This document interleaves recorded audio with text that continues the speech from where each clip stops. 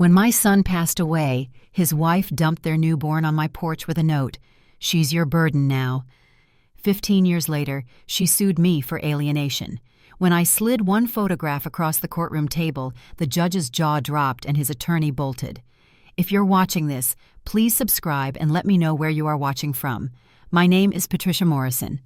I'm 62 years old, and this is the story of how I protected my granddaughter from the greediest mother who ever lived. It all started on that fateful night 15 years ago when my doorbell rang at 3 a.m. The rain was pounding against my windows that March night in 2010. I'd been awake anyway, staring at Michael's graduation photo on the mantel. My son had been dead for 3 days. Construction accident, they said. A beam that wasn't secured properly. Gone at 28, leaving behind a 2-month-old daughter and a wife who'd been acting strange since the funeral. When the doorbell rang at 3 a.m., I thought I was dreaming. But there stood Jennifer, soaking wet, holding baby Ruby wrapped in a thin blanket. No car seat, no diaper bag, just my granddaughter and a piece of paper. "I can't do this," she said, thrusting Ruby into my arms. Her eyes were wild, darting around like she expected someone to jump out of the bushes. "She's yours now." "Jennifer, honey, wait." But she was already backing away, pulling a crumpled note from her pocket and shoving it at me. I'll never forget those words, scrawled in her rushed handwriting. "She's your burden now. I never wanted this life." "You can't just leave your baby," I called after her, but she was already running to a car I didn't recognize, a black sedan with the engine running. Someone else was driving, a man's silhouette, but I couldn't see his face through the rain-streaked windshield. The car peeled away, leaving me standing in my doorway at 3 a.m, holding my orphaned granddaughter while rain soaked through my nightgown. Ruby wasn't even crying. She just looked up at me with Michael's brown eyes, so trusting, so innocent. I was 67 years old, had just buried my only child, and was surviving on a nurse's pension of $2,100 a month. My knees were bad from 40 years of hospital shifts. My savings account had been drained by Michael's funeral expenses, and now I was holding a baby who needed formula, diapers, clothes, medical care, everything. But looking down at Ruby's tiny face, I saw my son. I saw the family I'd lost and the family I still had. There was no choice to make. I closed the door against the storm and whispered to my granddaughter, "Don't worry, sweetheart. Grandma's got you. Grandma's always got you." I just didn't know that this was only the beginning of Jennifer's betrayal. The next morning, I tried to be rational. Maybe Jennifer had postpartum depression. Maybe she just needed a few days to clear her head. I called her cell phone, disconnected. I drove to the apartment she'd shared with Michael, already cleaned out. Landlord said she'd broken the lease and left in the middle of the night. Her parents, Richard and Helen Brennan, lived in a gated community 40 minutes away. They'd always been cold to Michael, thought their daughter had married down. When I called, Helen's voice was sharp as winter ice. "We know what Jennifer did," she said, "and we support her decision. That child is not our responsibility." "She's your granddaughter." "No, Patricia, she's yours. Jennifer is starting fresh, and we won't have you ruining that. Don't call here again." The line went dead. I stood in my kitchen, Ruby sleeping in the borrowed bassinet my neighbor had lent me, and did the math. My pension, $2,100 a month. Mortgage, $950. Utilities, food, medications for my blood pressure, another $600. That left $550 for everything else. Formula alone would cost $200 a month. Diapers, another $100. Clothes, doctor visits, eventually daycare so I could work. I looked around my small house. Michael's old Chevy was in the garage, the china my mother had left me, my wedding rings from Ruby's grandfather, dead 10 years now from cancer. I could sell it all, maybe get enough to survive a year or two. But then what? Mrs. Reynolds from next door knocked while I was feeding Ruby her bottle. "Patty, I saw Jennifer here last night. There was a man in that car, looked like he was in a hurry. She'd been talking to him earlier this week too, down at the coffee shop." "Did you recognize him?" "No, but he drove a rental car. Had that barcode sticker on the window. That evening, I made my decision. I'd sell everything I could, take any shift the nursing homes would give me, and raise Ruby myself. But I'd also find out exactly what Jennifer had done and why she'd run like a thief in the night. Michael's life insurance paid out $30,000. I used $5,000 to hire a private investigator named Frank Castellano, a former cop who specialized in family cases. The rest went into an account for Ruby's future. Frank was expensive, but thorough. "Your daughter-in-law was planning this," he told me 3 weeks later, sliding a folder across my kitchen table. "She opened a separate bank account 2 months before your son died. She was in contact with someone named Derek Thompson. That's probably who was driving that night." The photos in the folder made my stomach turn. Jennifer at restaurants with this Derek, taken while Michael was working overtime to prepare for the baby. Jennifer at a jewelry store selling her wedding ring 2 weeks before Michael's accident. "There's more," Frank said, his voice gentle. "I think she knew the accident was coming." "What do you mean?" "The construction company's insurance investigator called me back. That beam that killed your son? Someone had reported it as unsafe the day before, but the report mysteriously disappeared. They're looking into it." My hand shook as I held Ruby's bottle that night. Had Jennifer known? Had she let my son walk into danger? I consulted a family lawyer, Martha Hendricks, who'd handled my husband's estate. She reviewed everything and laid out my options. "You need legal guardianship immediately," she said. Jennifer abandoned the child, but without termination of parental rights, she could come back any time and claim Ruby. File for emergency custody now, while we can still document the abandonment. What if she never comes back? Then Ruby stays with you. But Patricia... Martha leaned forward. "In my experience, people like Jennifer always come back when they smell money. Keep everything, every receipt, every photo, every scrap of paper. You'll need it." Frank called the next day with one final piece of information. "I found something bigger," he said, "but I need more time to verify it. It involves Jennifer's parents and a large sum of money. Can you give me another week?" I agreed, even though it would cost another $1,000 I didn't have. Something told me this information would be worth everything. As I rocked Ruby to sleep that night, I whispered, "Your mama's got secrets, baby girl, but Grandma's going to make sure they never hurt you." 5 years passed in a blur of sleepless nights and small miracles. Ruby grew from a tiny baby into a bright, curious child with her father's gentle nature and an unexpected gift. She could draw before she could properly write her name. At 3, she was sketching our cat with startling accuracy. At 5, her kindergarten teacher called her remarkably talented. I took every shift the nursing homes would give me. Days at Sunset Manor, weekend nights at Riverside Care. My knees screamed, my back ached, but when Ruby ran to me after preschool with her latest drawing, everything else faded away. "Grandma, look! I drew our family!" It was always just the 2 of us in her pictures, standing in front of our little house, but sometimes there was a shadow in the background, a feminine figure, face always turned away. "Who's that, sweetheart?" "I don't know. She's just there sometimes." Every year on Ruby's birthday, I'd make her favorite strawberry cake from scratch. Even when strawberries cost more than I could afford. We'd have our party, just the 2 of us and Mrs. Reynolds from next door. Ruby never asked why other kids had big parties with bouncy houses. She'd just hug me and say, "This is perfect, Grandma." When Ruby was 5, an envelope arrived with no return address. Inside was a wedding invitation. Jennifer was marrying David Thompson, the same surname as the man Frank had identified. The wedding was in North Carolina, at some country club that probably cost more than I made in a year. She'd moved on, built a new life on the foundation of my son's grave. I kept the invitation in the folder with everything else. The abandonment note, the photos, the reports, and the document Frank had finally uncovered, the one I'd paid my last savings to verify, the one that would change everything if Jennifer ever dared to come back. But for now, I focused on Ruby, on her first art contest win at age 6, on teaching her to tie her shoes and ride a bike, on being both grandmother and mother, even when my body begged for rest. The package from Frank arrived on a Tuesday morning in 2015, 5 years after that terrible night. I'd almost forgotten about the something bigger he'd been investigating. Ruby was at school, and I sat at my kitchen table with trembling hands as I opened it. Inside were 3 things that would become my insurance policy: a DVD, a set of photographs, and a notarized document that made me gasp out loud.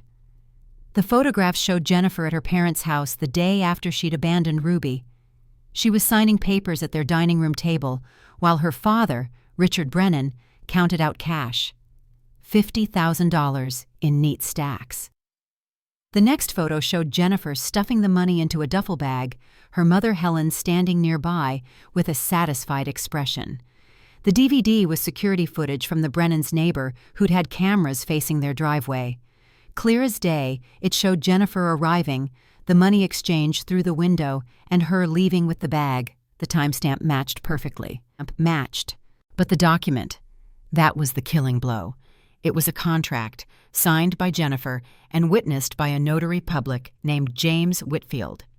In exchange for $50,000, Jennifer agreed to permanently relinquish all parental rights and responsibilities to Ruby Morrison, with no future claim or contact. Her parents had paid her to disappear. They'd bought off their own daughter to avoid the embarrassment of a working-class grandchild. I called Frank immediately. "How did you get this?" The notary kept copies of everything. He had a bad feeling about it, thought it might be illegal. When the Brennans died in that car accident last year, their estate lawyer found the original in their safe. "He's a friend of mine, thought you should know." The Brennans were dead. I hadn't even known. They'd never once asked about Ruby, never sent a birthday card, nothing. And now I knew why. They'd paid to erase her from their lives. "Frank, is this document legally binding?" "My lawyer friends say it's complicated, but it proves abandonment and acceptance of payment. Keep it safe, Patricia. If Jennifer ever comes back, she'll have to explain why she sold her baby for $50,000. That night, I locked everything in a safety deposit box at the bank. Ruby was painting at the kitchen table, humming to herself. "Grandma, do you think my pictures will ever be in a real gallery?" "I know they will, sweetheart. I know they will." You know, sitting here telling you this story, I realize how many times I could have used that information to destroy Jennifer. But I kept quiet for Ruby's sake. Have you ever held on to a secret so heavy it felt like carrying stones in your chest? Sometimes the hardest battles are the ones we fight in silence. If you're still watching, please hit that subscribe button. Your support means more than you know. And tell me in the comments, would you have exposed Jennifer right away or waited like I did? I waited 10 long years, preparing for a day I knew would come. Because mothers like Jennifer, they always come back when there's something to gain. Let me tell you what happened when Ruby started to shine. By 14, Ruby had become everything Jennifer never was: talented, kind, and genuine. Her art teacher, Mr. Kozlowski, called me after school one day with news that made me cry happy tears in my car. "Mrs. Morrison, Ruby's been selected for the Young Artists of America Showcase. Gallery owners from across the country will be there. This could change her future." The showcase was in 6 months. Ruby threw herself into creating new pieces, paintings that seemed to capture light itself. Her favorite was a portrait of me in my old nursing scrubs, titled "The Woman Who Stayed." When she showed it to me, we both cried. The local newspaper picked up the story. Portland teen artist headed to national showcase. They printed a photo of Ruby with her paintings, and suddenly everyone knew about the girl raised by her grandmother, the artistic prodigy who'd emerged from tragedy. That's when the Facebook message came. Just a single line from an account with no profile picture. "I see she's doing well." My blood ran cold. I knew that writing style, that passive-aggressive tone. Jennifer was watching. The showcase was a triumph. Ruby sold 3 paintings for $5,000 each, more money than I'd ever seen at once. Gallery owners from New York, Chicago, and Los Angeles gave her their cards. But the biggest moment came when a representative from Rhode Island School of Design approached us. "We'd like Ruby to apply for early admission," she said. "With her talent, she'd be a candidate for our full scholarship program." Ruby grabbed my hand, squeezing so tight I could feel her excitement vibrating through her fingers. "Grandma, RISD! That's the dream school!" That night, as we celebrated with Chinese takeout, Ruby's choice, I couldn't shake the feeling that we were being watched. Jennifer had been silent for 15 years, but success has a way of bringing vultures out of hiding. "Grandma," Ruby said suddenly, "a weird lady talked to me at the showcase today.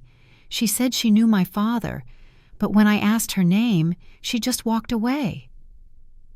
The storm was coming. I could feel it in my bones. Jennifer appeared at Ruby's next art exhibition like a ghost materialized from the past. 15 years had been kind to her: designer clothes, perfect hair, diamonds that caught the gallery lights. She looked nothing like the desperate woman who'd abandoned her baby in the rain.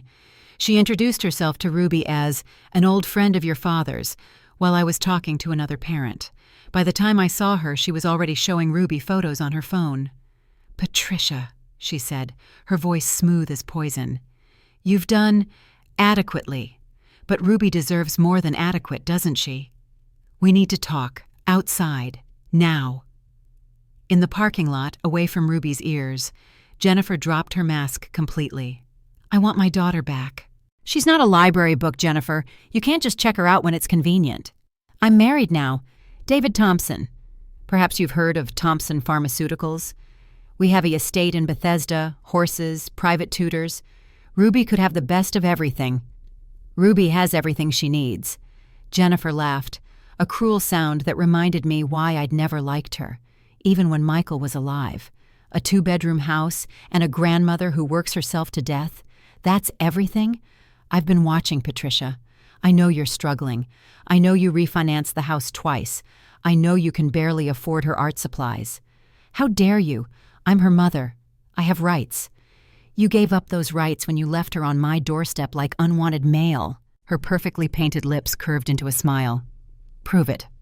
"That note? Could have been written under duress. You could have forced me out. A grieving mother, suffering from postpartum depression, manipulated by her controlling mother-in-law. Judges eat that story up. You wouldn't dare."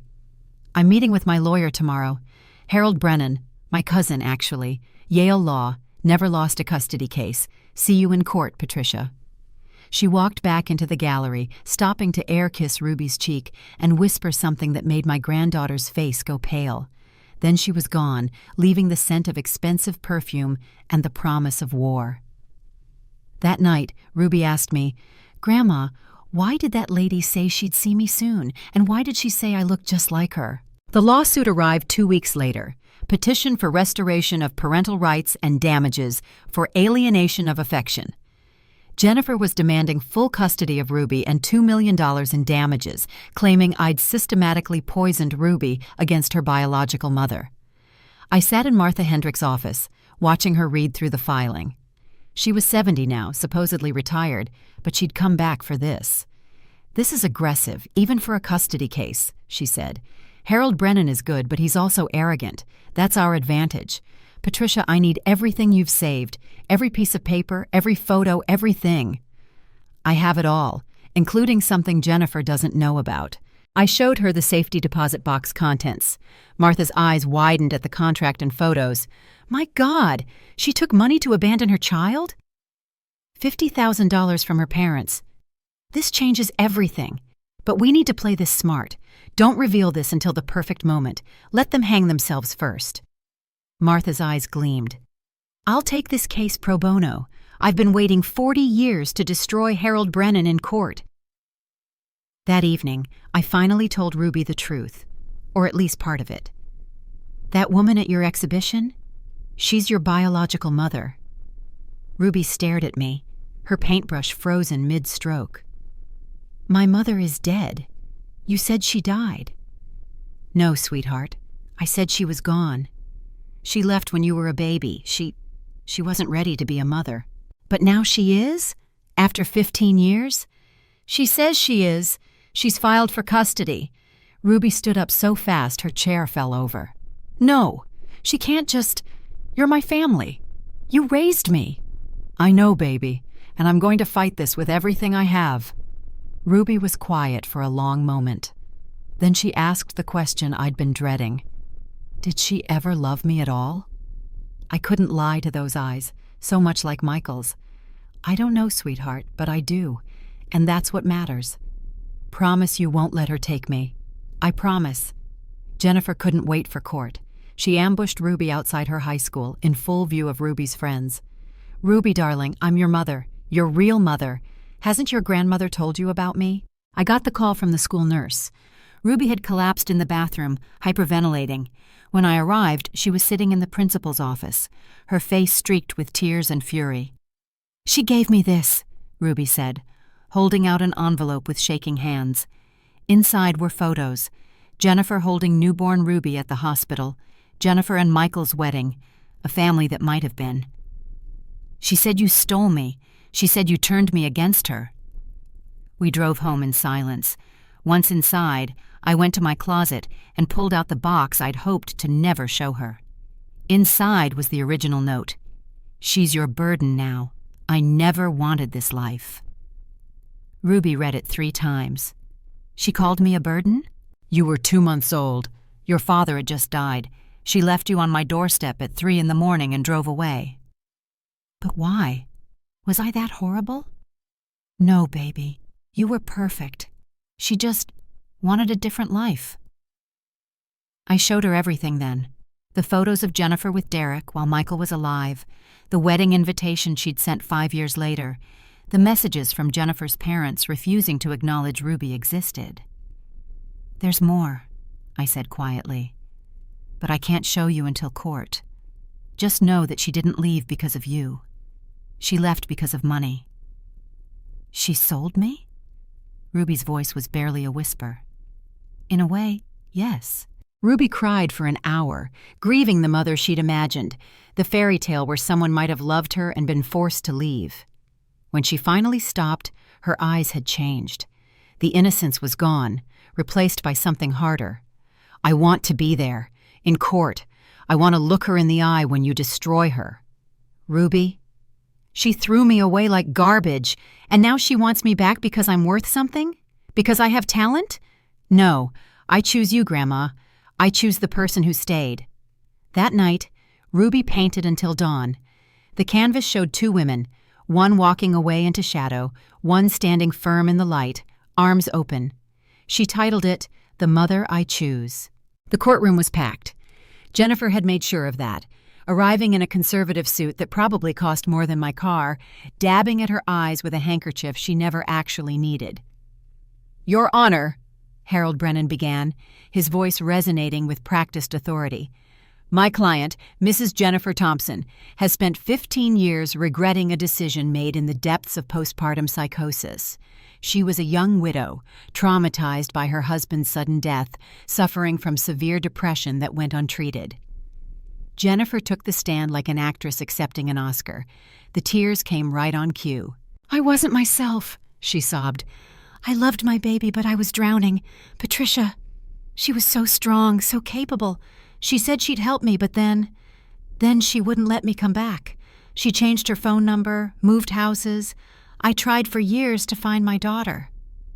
Lies. Every word was a lie, and she sold them like truth. Harold presented his evidence. Jennifer's therapy records, newly created, I was sure.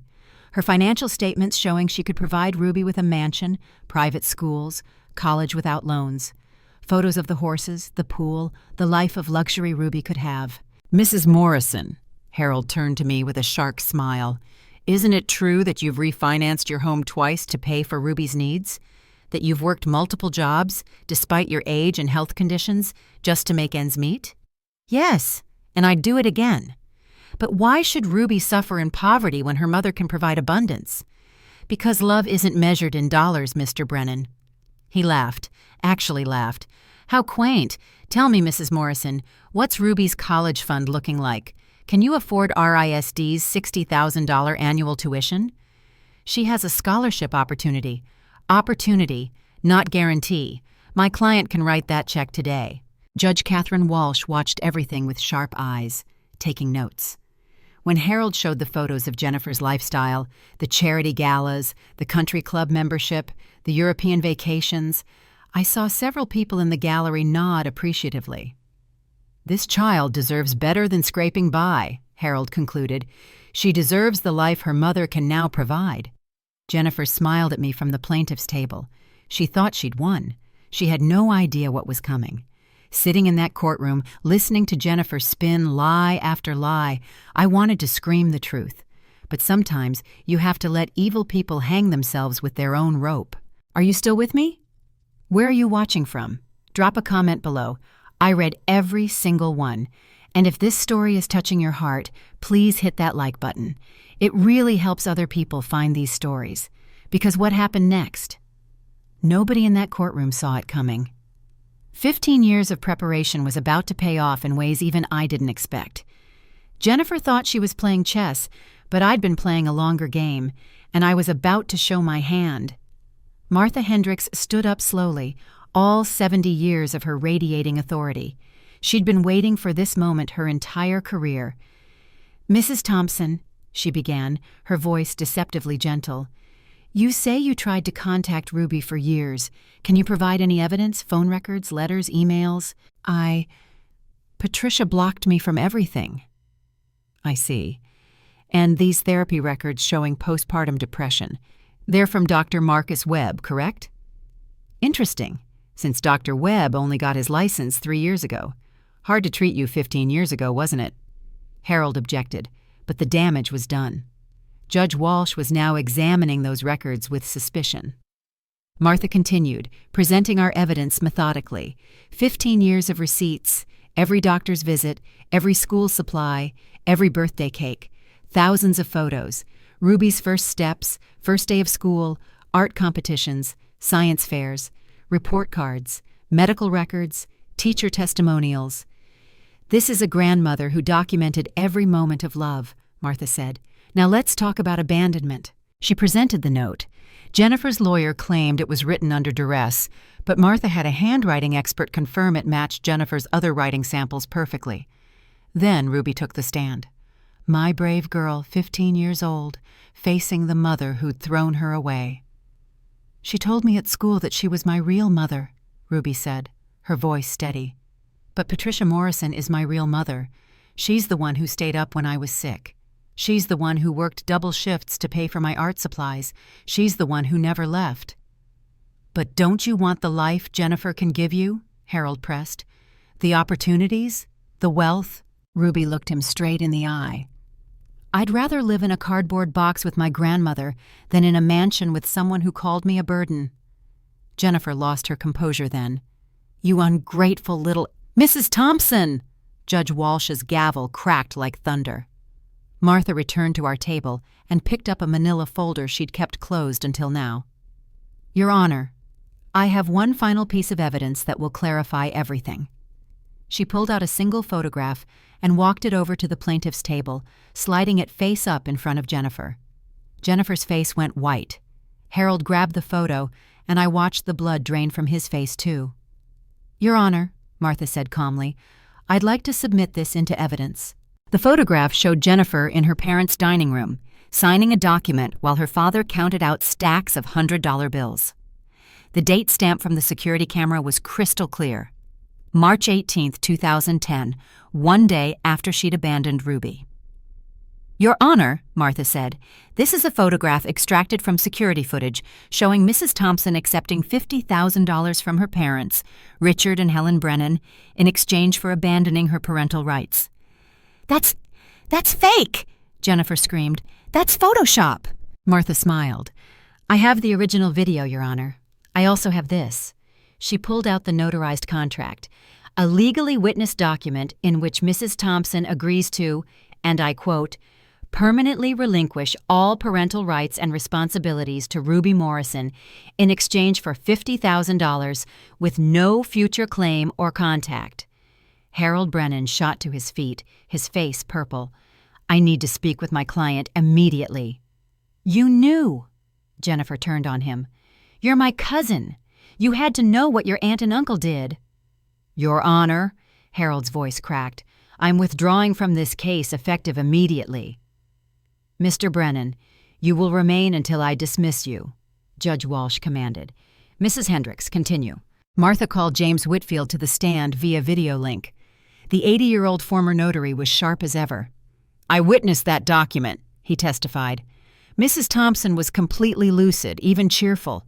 She said she was buying her freedom and laughed about it. Her parents seemed proud of the solution they'd found. They said it would protect the family name from scandal. And the $50,000? I saw them give her the money. She counted it twice, then signed the papers. Martha then presented the bank records. Your Honor, Mrs. Thompson deposited exactly $50,000 in cash the next day. She used it to move to North Carolina and start her new life with Derek Thompson, whom she'd been seeing while her husband was alive. Jennifer was sobbing now, real tears this time. They made me. My parents said if I didn't take the money and leave, they'd cut me off completely. So you sold your baby? Judge Walsh's voice was ice. She was ruining my life. I was 23. I didn't want to be stuck in some working-class life with a baby and a dead husband. I deserved better. The courtroom gasped. Even Harold stepped away from the plaintiff's table. David Thompson, Jennifer's current husband, stood up and walked out without a word. Jennifer called after him, but he didn't look back. Your Honor, Martha said quietly, the defense rests. Judge Walsh called a recess, but everyone knew it was over. Jennifer sat alone at the plaintiff's table, her carefully constructed world crumbling around her. Harold had literally fled the courtroom, leaving his briefcase behind. When we reconvened, Martha had one more witness, Jennifer's own mother's estate lawyer, appearing via video from Florida. Before Helen Brennan died, he testified, she left a sealed letter to be opened only if Jennifer ever tried to reclaim Ruby. May I read it, Your Honor? The judge nodded. I, Helen Brennan, confess that my husband and I paid our daughter Jennifer $50,000 to abandon her child and disappear. We did this to protect our social standing. It was wrong. If Jennifer is reading this, she should know. We were wrong, you were wrong, and that child deserves better than all of us. The money was meant to keep you away forever. Honor that agreement. Jennifer screamed, She's lying! My own mother wouldn't— Mrs. Thompson, Judge Walsh interrupted, you've admitted under oath that you took money to abandon your child. You've committed perjury multiple times today. You filed a fraudulent lawsuit. These are criminal matters now. But I'm her mother. Biology matters. Biology? Ruby stood up in the gallery. You want to talk about biology? Biology is Grandma's hands cracked from working to buy my medicine. Biology is her back bent from carrying me when I was too sick to walk. Biology is her heartbreaking every time I asked why I didn't have a mother, and her lying to protect me from the truth that my mother sold me like a used car. Ruby, please. No, you don't get to please me. You had 15 years to please me. You chose money, and now that I'm worth something, now that I have talent and a future, suddenly you remember you have a daughter? That's not biology. That's business. Jennifer turned desperate eyes to the judge. Your Honor, I've changed. I made a mistake. A mistake? Judge Walsh's voice could have frozen fire. A mistake is forgetting to pick your child up from school. You sold your baby for cash. You abandoned her in the middle of the night. You let her grow up wondering why she wasn't worth loving. And now you have the audacity to claim motherhood? The bailiff stepped forward as the judge continued. This case is dismissed with prejudice. Mrs. Thompson, you're remanded for investigation of fraud, perjury, and filing a false claim. The gavel came down like thunder. This court finds in favor of the defendant, Patricia Morrison. Full permanent guardianship of Ruby Morrison is hereby confirmed, with no visitation rights granted to Jennifer Thompson. Jennifer collapsed in her chair. You can't do this. I have rights. You had rights, Judge Walsh said coldly. You sold them for $50,000. Furthermore, Mrs. Thompson, you are hereby ordered to pay all court costs and the defendant's legal fees. A permanent restraining order is issued. You are not to come within 500 feet of Ruby Morrison or Patricia Morrison. 2 police officers entered the courtroom. Mrs. Thompson, please come with us. For what? Perjury, fraud, and falsifying evidence. You have the right to remain silent. As they led Jennifer away, she looked back at Ruby one last time. I'm your mother. Ruby stood tall, tears streaming down her face, but her voice strong. No, you're just the woman who gave birth to me. Patricia Morrison is my mother. The courtroom erupted in applause. Reporters surrounded us, all wanting the story. "Mrs. Morrison, how does it feel to win?" "I didn't win anything," I told them, holding Ruby close. "I've had my granddaughter's love for 15 years. That was never in question. Today, the law just caught up with what we already knew. Family isn't about blood. It's about who shows up." Martha Hendricks was grinning like she'd won the lottery. 40 years of practicing law, and that was the most satisfying moment of my career. Harold Brennan running from a courtroom, priceless. That evening, the story was all over the news. Grandmother wins custody battle against mother who sold baby for $50K. Jennifer's photo was everywhere, her reputation destroyed. David Thompson filed for divorce the next day, citing fraud. Apparently, Jennifer had told him she was childless when they married.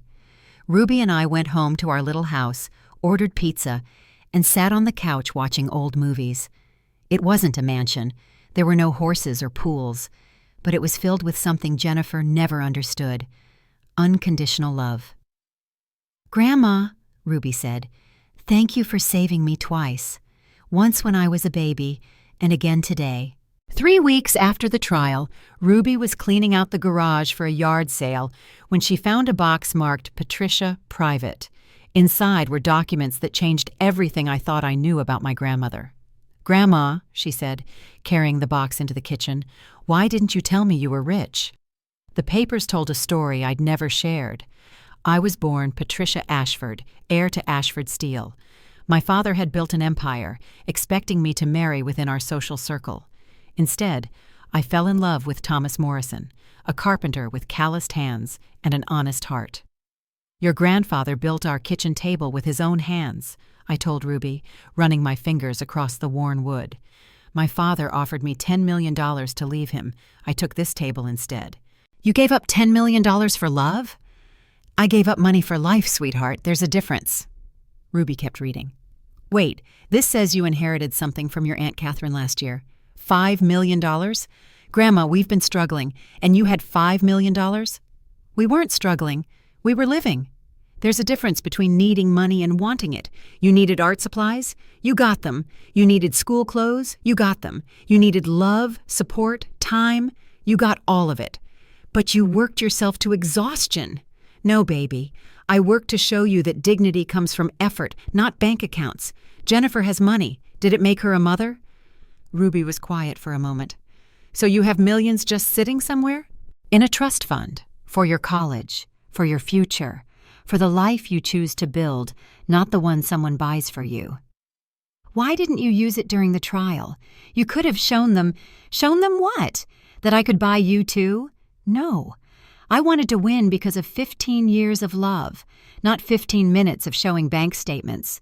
Although," I smiled, "it did feel good knowing that if Jennifer wanted to play the money card, I could trump it any time." Ruby hugged me tight. "You know what? Keep it for someone who needs it. I already have everything I want." But I knew she'd need it someday. Not for the money itself, but for the freedom to choose her path without fear, just like her grandfather had given me. The news about Jennifer came in pieces over the next 6 months. David Thompson's divorce was brutal and public. His prenup had a fraud clause. If Jennifer had lied about anything substantial before marriage, she got nothing. Claiming to be childless when you'd sold a baby definitely qualified. "She's living in a studio apartment in Raleigh," Martha told me over coffee. "Working as a receptionist at a dental office. The perjury charges got her 2 years probation and 5,000 hours of community service." "Where?" "A children's shelter." The judge has a sense of irony. Jennifer's former friends had abandoned her completely. Someone leaked the security footage online, and it went viral. The headline, "Woman who sold baby for $50K now broke and alone," was shared millions of times. The internet can be cruel, but sometimes cruelty finds the right target. She tried writing to Ruby once, a long letter full of excuses and accusations. Ruby read it, then painted over it, literally used it as canvas for a piece called "Words Without Weight." It sold for $8,000 at her senior showcase. "She says she's found God," Ruby told me, showing me Jennifer's Instagram. "She's posting Bible verses about forgiveness." "What do you think about that?" "I think God's got his work cut out for him." But the real karma came from an unexpected source. Michael's old construction company had finally finished their investigation. The beam that killed him? Someone had indeed filed a safety complaint, then deleted it from the system. That someone had used Jennifer's password. She'd had access through Michael's home computer. They couldn't prove she'd done it intentionally, but the implication was enough. The story made the rounds. Woman who sold baby may have known about husband's fatal accident. Jennifer lost her receptionist job the next day. Last I heard, she'd moved in with a cousin in Wyoming, working at a gas station under a different name. "Do you feel sorry for her?" Ruby asked me one evening. "I feel sorry for this person she could have been," I said, "but not for the person she chose to be." The acceptance letter from Rhode Island School of Design arrived on a Tuesday. Full scholarship, plus a stipend for supplies. Ruby danced around the kitchen, then suddenly stopped. "I want to add something to my application," she said. "A second major." "Art isn't enough?" I teased. "I want to study law too, Grandma. Art for my soul, law for kids like me, the ones whose parents throw them away then try to buy them back." Brown University had a dual program with RISD. It would mean 5 years instead of 4, twice the work, but Ruby had inherited my stubbornness along with her father's eyes. Her senior showcase was titled "The Woman Who Raised Me," 20 pieces, all featuring me in different moments, teaching her to read, working night shifts, standing in the courtroom. The centerpiece was a massive oil painting of my hands, worn, wrinkled, holding a baby bottle in one and a gavel in the other. The gallery was packed. Critics, collectors, and surprisingly, a film producer who wanted to buy the rights to our story. "We'll donate the money," Ruby announced without asking me, "to grandparents raising grandchildren, to the people who stay." She sold every piece that night, $50,000 total, the exact amount Jennifer had taken to disappear. Ruby donated every penny to the Kinship Care Foundation. "That's poetic justice," Martha said, raising her champagne glass. In her graduation speech as valedictorian, Ruby said, "I stand here because someone believed I was worth more than money. Patricia Morrison taught me that love isn't a transaction. It's a transformation. She transformed from grandmother to mother without hesitation. She transformed our little house into a home. She transformed abandonment into abundance, not of things, but of spirit." The standing ovation lasted 5 minutes. I couldn't see through my tears. That evening, Ruby legally changed her name to Ruby Patricia Morrison. "I want to carry you with me everywhere I go," she said. As we packed for her move to Rhode Island, she asked, "Grandma, do you think Dad would be proud?" I thought of Michael, my gentle son who'd loved this baby so much in her 2 short months with him. "He's been proud every single day, sweetheart, just like I am." "Good, because I'm going to make sure no child ever gets sold again. That's my promise to you." Ruby graduated from high school on a perfect June morning. I sat in the front row, my knees still aching, my back still bent, but my heart so full it could have lifted me to the clouds. When they called her name, Ruby Patricia Morrison, valedictorian, National Merit Scholar, Presidential Award for the Arts, the crowd erupted. But Ruby only had eyes for me. She walked across that stage like she was walking on water, then did something unscripted.